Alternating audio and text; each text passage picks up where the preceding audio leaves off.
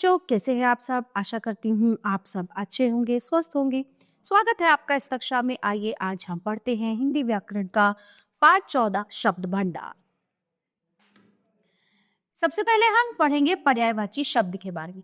पर्यायवाची शब्द वो होते हैं जो एक शब्द के बहुत सारे अर्थ, ठीक है, वो सबका अपना अलग अलग एक जगह होती है कि कहाँ पे वो बोले जाते हैं।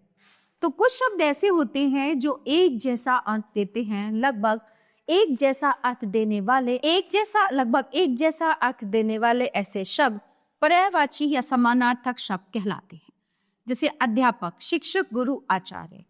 आग, अग्नि, अनल, पावा, पुत्र, बेटा, सुत, वत्स।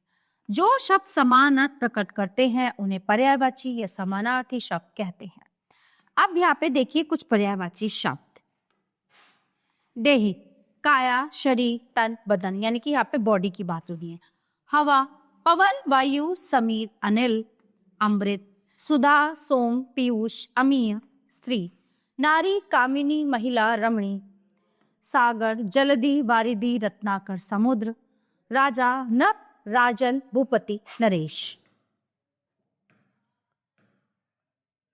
पृथ्वी, धरा, धरती, वसुधा, भूमि, नदी, सरिता, तटिनी, तरंगिनी, निर्झरणी, पर्वत, शैल, नभ, भूधर, पहाड़, बादल, मेघ, जलधर, पयोधर, घन। अब आते हैं हम विलोम शब्द। विलोम का मतलब होता है किसी भी शब्द, मतलब ऐसा भी नहीं है हर शब्द विलोम शब्द होते हैं। किसी शब्द का उल्टा अर्थ, उल्टा यानी विपरीत, यानी कि अपोजिट, ठीक है।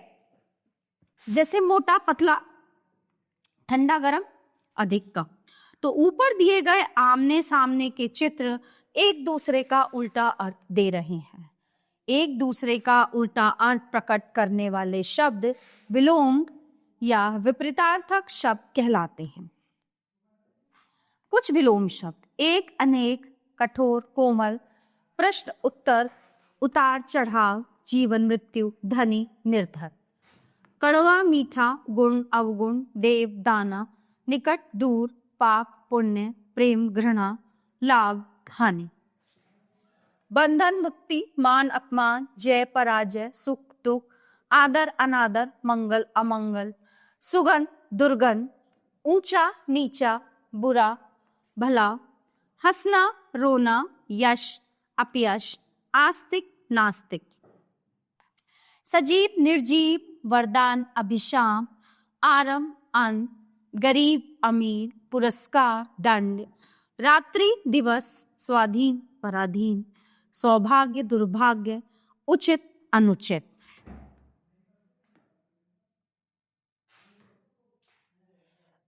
आगे है वाक्यांशों के लिए एक शब्द। अपनी बात को कम से कम शब्दों में कहना भी एक कला है। भाषा को सुंदर, आकर्षक और प्रभावशाली बनाने के लिए ये बहुत जरूरी भी हो जाता है या आवश्यक भी है। तो अनेक शब्दों के स्थान पर जब एक ही शब्द का प्रयोग किया जाता है, कहने का मतलब है कि किसी बात को या किसी चीज को पूरा सेंटेंस ना बोल के, पूरा वाक्य ना बोल के, उसको हम एक शब्द में डिस्क्राइब कर दें, ठीक है, तो उसे वाक्यांशों के लिए एक शब्द या शब्द समूह के लिए एक शब्द कहते हैं। शिक्षा देने वाला, शिक्षक। जैसे स्त्री का पति मर चुका हो, विधवा। कविता लिखने वाला, कवि। तो वाक्यांशों के लिए एक शब्द के उदाहरण: जिसे जीता ना जा सके, अजय। जो किए गए उपकार को मानता हो, कृतज्ञ। जो किए गए उपकार को नहीं मानता हो, वो कृतज्ञ। जिसके आने की तिथि निश्चित ना हो, अतिथि। जो ईश्वर में विश्वास रखता हो, आस्तिक। जो कभी ना मरे, अमर। दोपहर का समय, मध्याह्न। दोपहर के बाद का समय, अपराह्न। जिसे क्षमा किया जा सके, क्षम्य। थोड़ा ज्ञान रखने वाला, अल्पज्ञ। जो पहले कभी ना हुआ हो, अभूतपूर्व। शीघ्र चलने वाला, द्रुतगामी। जो पहले कभी ना पढ़ा हो, अपठित। आकाश को चूमने वाला, गगनचुंबी। गोद लिया गया, पुत्र या पुत्री, दत्तक। जीने की प्रबल इच्छा, जिजीविषा। अब आता है श्रम श्रुति भिन्नार्थक शब्द। सम श्रुति भिन्नार्थक का अर्थ है सुनने में एक जैसे लेकिन अर्थ में अलग अलग, और विशेष बात यह है कि ये शब्द प्राय सुनने में ही एक जैसे होते हैं किंतु लिखने में नहीं। इनमें मात्रा आदि का अंतर होता है। जैसे उन महिलाओं ने ऊन खरीदी। अब ये क्या है, बोलने में तो कुछ कुछ एक जैसे लग रहे हैं, लेकिन इनका क्या है, इनका मतलब जो है दोनों का अलग है। रवि और काव्या घर की ओर जा रहे थे। ये और है, ये और है। अब देखिए यहाँ पे समश्रुति भिन्नार्थक शब्दों के उदाहरण। उतर, उतरना, उत्तर जवाब एक दिशा। वह सीढ़ियों से उतर रहा है। तुम्हारे 5 उत्तर सही हैं। पता स्थान या ठिकाना। पत्ता पेड़ पौधे का पत्ता। पत्र पर पता ठीक लिखना चाहिए। पेड़ से पत्ता टूट गया। पीठ पीट देना, और पीठ होती है कमर। भीड़ ने चोर को पीट दिया, मेरी पीठ में चोट लग गई है। बाग बगीचा, बाघ एक पशु। आज बाग में सुंदर फूल खिले हैं। बाघ जंगल का प्राणी है।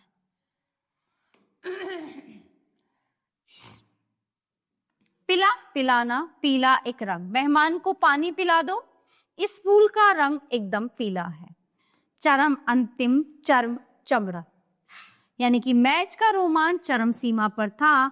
कुछ लोग मृत पशुओं के शरीर से चर्म उतारने का काम करते हैं। अनेकार्थी शब्द।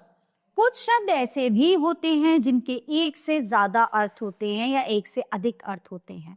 ऐसे शब्द अनेकार्थी शब्द कहलाते हैं। नीचे ऐसे ही कुछ शब्द दिए जा रहे हैं। वर्ण, अक्षर। वर्ण का मतलब रंग भी होता है। हिंदी भाषा में 40 वर्ण होते, 44। श्री कृष्ण श्याम वर्ण के थे। बल, रस्सी की ऐंठन और शक्ति। रस्सी जल गई पर बल नहीं गए, भीम में बहुत बल था। भाग, भागना, दौड़ना। भाग हिस्सा भी होता है। पुलिस के आते ही चोर भाग गए। इस किताब के 2 भाग हैं। पूर्व, पहले, ये एक दिशा भी होती है। इससे पूर्व मुझे कहना पड़े तुम चले जाओ। सूर्य पूर्व दिशा में उगता है। घटा, कम होना। घटा बादल। 10 में से 3 घटा देने पर 7 बचे। आकाश में काली घटा छाई है। कृष्ण भगवान, कृष्ण ने कंस का वध किया था। एक पखवाड़ा। आजकल कृष्ण पक्ष चल रहा है, ठीक है। आम एक फल। आम को फलों का राजा कहा जाता है। मामूली, रिश्वतखोरी देश में आम बात हो गई है। तो प्यारे बच्चों, इस पाठ में हमने क्या सीखा? जो शब्द समान अर्थ प्रकट करते हैं उन्हें पर्यायवाची या समानार्थी शब्द कहते हैं। एक दूसरे का उल्टा अर्थ प्रकट करने वाले शब्द विलोम या विपरीतार्थी शब्द कहलाते हैं। प्रत्येक शब्द का विलोम नहीं होता है। अनेक शब्दों के स्थान पर बोले जाने वाला एक शब्द वाक्यांशों के लिए एक शब्द कहलाता है। सुनने में एक जैसे लेकिन अलग अलग अर्थ प्रकट करने वाले शब्द समश्रुति भिन्नार्थक शब्द कहलाते हैं। एक से अधिक अर्थ प्रकट करने वाले शब्द अनेकार्थी शब्द कहलाते हैं। तो प्यारे बच्चों, ये पाठ यहीं पे समाप्त होता है। आशा करती हूँ आपको अच्छे से समझ आया होगा। मिलते हैं अगली कक्षा में। धन्यवाद।